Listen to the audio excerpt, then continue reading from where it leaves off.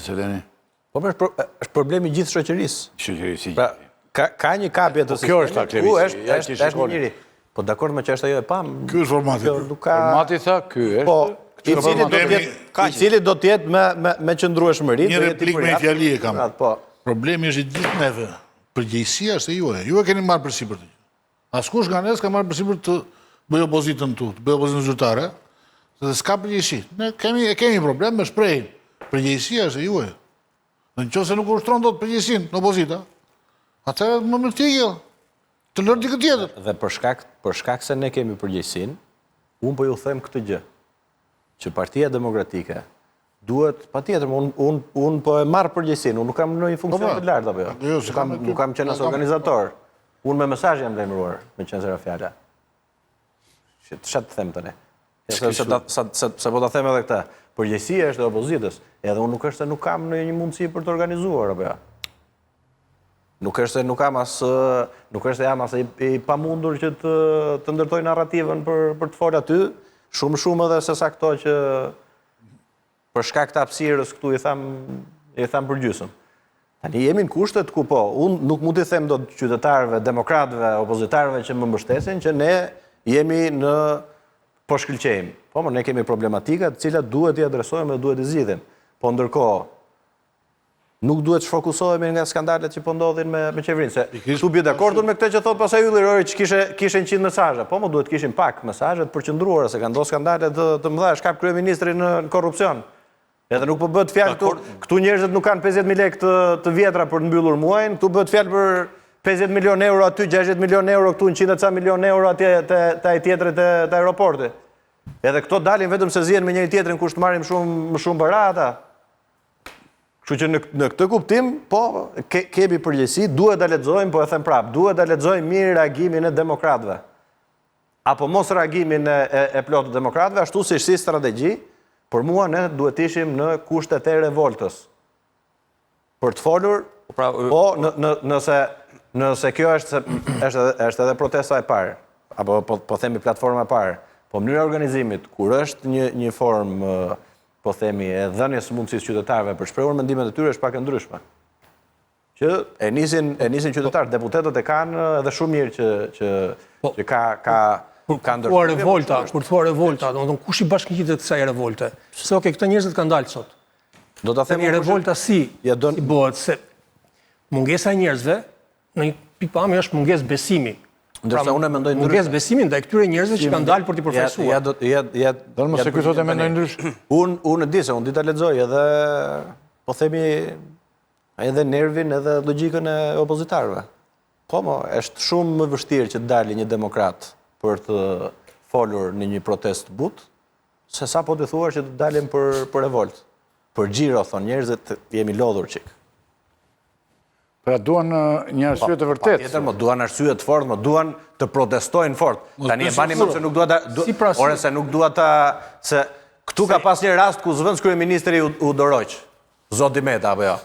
E pate Edi Rama një çfarë bëri me hunje, me gure, me drue, edhe me flaka tje, apo jo. Ti kishin ndodhur këto qeverisjes Partisë Demokratike, e di çfarë bënte Partia Socialiste apo jo. Këtë po them unë. Pse ti mendon që unë vetë po ti ishte ndryshe do dilja më me forcë aty dhe do reagoja vetë. Po këtë po them prapë, dhe po ti thua qytetarëve, hajde do dalim revolt sot, ta shikosh javën tjetër se si do jetë. Nuk vinë më... Po të ketë, jo vinë që të kemi atë punë. Njerëzit vinë dhe reagojnë... Nuk vinë sepse nuk besojnë të juve. Jo, nuk e dim këta besojnë apo nuk besojnë. Unë po them që është gjetur rruga e gabuar, se për të besuar njerëzit besojnë që kemi atë punë. Edi Rama në Tiranë, pavarësisht vjedhjeve, deformimit vullnetit zgjedhësve, përdorimit shtetit e tjerë, ka marrë 48% votave, nuk e ka kalkuar 50% zgjedhjet e 11 majit. Besojnë se ju ullët tavolin me Edi Rama. Sa mira qytetarë tjerë nuk kanë dalë. Ju ullët tavolin me Edi Rama dhe bën kodin zgjedhor që i përqen Edi Ramës. Fundit janë parë edhe revolta dhe protesta. Kanë pasur gjitha sukses. Si? Të gjitha kanë pasur sukses. Ja da them unë, me qenë se ne jemi po njësoj. Ja pra da them unë. Po them, jemi po njësoj në pikpamjen e raportit të numrave të majorancës. A do t'i ndajmë pak? 1, revoltat dhe protestat dhe aksionet, 2, gabimet e drejtuesve të PD-s. Çadra prodhoi me më pak se një muaj largimin e 6 ministrave më të sulmuar atëherë. Ilir Beqja, që sot futbolli më keq llogarit. Prit, e ta them unë, Sajmir Tahiri, ku di unë, Mimi Kodhelit, 6 ministra, mbas 100 ditësh, e detyroi Edi Ramën që tulej në marrëveshje për të bërë qeveri teknike. Po pse fajin protestat ka aty që vetë ai që ishte aty dhe ulet me Edi Ramën? Më ishte edhe Po si, edhe kam qenë kundër. Po pse 2019 kur u lan mandatat, e kemi diskutuar, kam qenë kundër. Po me qenë se the, protesta, po prapë, ja prapë jo the me qenë se thot nuk ka pas, protesta ka pasur sukses të jashtëzakonshëm. 2019, ja sepse, po nuk është se nuk e ka pas protesta më zotëri. Vetëm Gjemir ishin që Lul Basha mësoi të këndonte imi. Jo, da them unë çka ka pas. 2019 nuk e ka pasur problemin protesta, e ka pas ndalimin. Absurdi është që PD-ja e... Unë po e nis këta me protest, pasaj vetë ajo formë protestë. Ajo patjetër më ka pas sukses. Ajo lloj proteste, në fund të ditës shkënjeu militantët që edhe u rrandën, edhe u lan rrugë. Ka dhe një instrument, po lënia e protestës, jo protesta. Dorëzimi kjo është mungesa besimi pra. E qershorit të 2019 dhe dorëzimi i bashkive ka qenë problemi.